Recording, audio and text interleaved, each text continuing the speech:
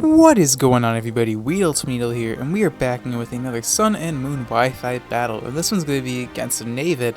Now, looking at my opponent's team, he has a pretty interesting team.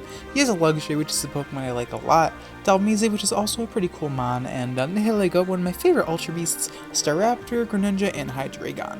As I'm using a pretty fun never-use team. I battled this guy on my Discord, so if you guys are interested in battling me, definitely join my Discord. We have a nice small community going on over there, and I'm accepting battle requests on Discord only, so if you do want to battle me, definitely join my Discord community. We have a battle chat, it's general chat, some memes, and yeah, it's a nice fun community. I definitely recommend you join. So this battle is pretty interesting. Like I said, I'm using a pretty fun NU team. I mean, I don't know if Magneton's going to end up in NU, but right now I'm pretty sure it's NU based on usage statistics, so we're just going to go with it. As you're challenged by Navid, and no guys, there's no official NU tier out yet. I'm just going with Pokemon that I assume are going to be NU because they were last generation, and there's no reason to just randomly use these Pokemon besides if they're like Swellow or Mantine or something. But anyway, my opponent's going to lead off with Luxray, as I'm going to lead off with my Aurora Be Gentle, as my opponent's not going to be gentle, as he's just going to click Superpower turn 1, bring me down to my Focus Sash with my Auroras, as I'm just going to take the opportunity to set up my Stealth Rocks, the most broken move in the game besides Tapu Lele. I know Tapu Lele isn't the move, but I mean, Psychic from Tapu Lele is probably more broken than Stealth Rocks alone. So anyway, Luxray is going to go for the Superpower, knock me out. I noticed that he went for Superpower twice in a row, which there really wasn't a reason to do that unless he was choiced. So at this point, I'm just going to assume that this Luxray is choiced. So I'm going to take the opportunity to bring in Charizard, and he is going to choose to switch out, which implies that he most likely is choiced.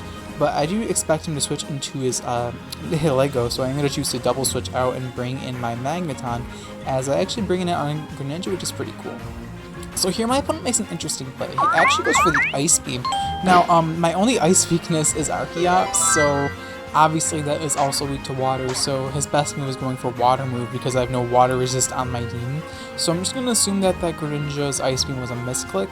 Not that attacking Magneton that turn was the best move anyway, because I could have guaranteed live whatever hit he wanted to go for, so it was kind of an interesting play, but I mean, I'll take it. I don't like Greninja on the battlefield. That thing being gone is good for me. I'll take it. So I'm going to bring in my Hitmonchan here under the Luxray, as I don't want to take a Wild Charge, so I'm going to switch into my Magneton to take the Wild Charge, but he ends up going for Superpower, predicting that switch in, which is a good play on his part, as now my Magneton's very low health, but at the very least the Greninja's dead, so I don't really need it anymore to check it, so yeah. I'm going to choose to withdraw and bring in my Charizard, as my opponent is going to go for the Superpower because he is locked into it, meaning that Charizard can get a free setup. Now this Charizard set's actually pretty interesting. It's actually Z Sunny Day.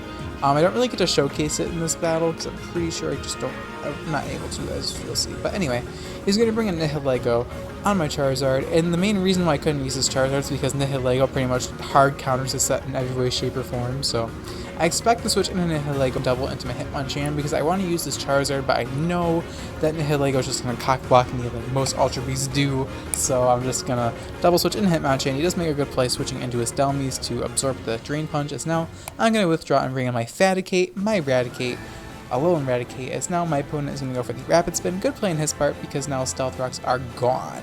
They are gone, so now he does not have to worry about being pressured to switch in now. So he's going to bring in his Luxray here, and he's just going to get the Intimidate off on me, and I'm hoping that I can connect this Crunch here, which thankfully I do. Using a low on Raticate is asking for disaster because all of your moves start at 80% accuracy, which is honestly so scary. Wow, it's just really scary to think about. So here I go for Sucker Punch, and I'm like, why did it fail? But he carries Light Screen. Interesting. Yeah, I wasn't too sure how to react to that, so I'm like, here's Scarf Light Screen, and he's like, yep, I am, and I'm like, interesting. So I'm gonna go for the Sword Stance with my Alolan Raticate, as now I'm gonna choose to switch out. Another interesting play, because I just got a Sword Stance off, but I know I can't one-shot Hydreigon with Sucker Punch at +2, so I'm just gonna sack off my Magneton, because there's no reason for it to be alive anymore, as the Hydreigon is gonna knock me out with the Draco Meteor. So down this thing goes. Guys, may I mention this is my 5th attempt narrating this video? Yes, my 5th.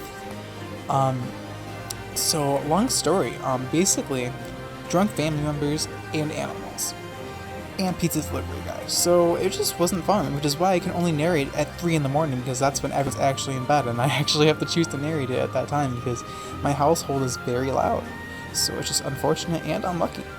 Anyway, just wanted to vent that out a little bit because I'm just kind of frustrated. Not to mention that I was trying to edit this video itself on Sony Vegas, and then it crashed, and then all of the editing I did just disappeared, so now I have to re-edit this entire video. The things I do for you guys, I love you so much. Anyway, I didn't really mention why I did that turn. I just kind of like knocked out that Pokemon with it munching. You saw it. You were watching. Anyway, gonna bring in my Raticate here as the Staraptor. This is gonna go for the Brave Bird, just sacking off my Raticate. No reason to have it alive anymore. As down goes my Raticate. I don't know if the Staraptor is a Choice Band or Choice Scarf or whatever. I'm just gonna assume that he's not Choice Scarf because he had Scarf Luxury as well. So I'm just gonna stay in here, go for the Sky Attack onto the Staraptor rather. As he does stay in here, meaning that he's gonna take this heavy hit from Archeops. I'm gonna go for the Sky Attack. Jump in the sky, use my wings, and just one-shot the Staraptor. I'm not going to risk Stone Edge missing, because I just don't want to risk it. As now he's going to bring in this Dhelmise. Archeops can pretty much just clean up this game at this point. I can go for Acrobatics, and Dhelmise should not be able to live this thing, even though it's high-ass base defense. Archeops is not a Pokemon you want to mess with. I'm just saying, this Pokemon's pretty powerful.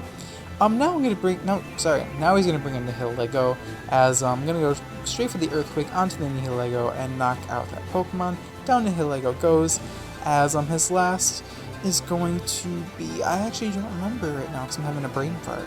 Hydreigon, that's right. So the Hydreigon, unless it's Choice Scarf, is not going to be able to knock me out, as he's not Choice Scarf Hydreigon. I think he told me after the battle with the Specs Hydreigon, which is enough. Down goes his Hydreigon, and we're able to win the battle with a 3-0 victory. So that was a great battle, Navid. Thank you so much for watching, guys. If you enjoyed, liking the video really helps out my channel. If you want to see my channel grow, definitely like the video if you enjoyed, and subscribe if you want to as well.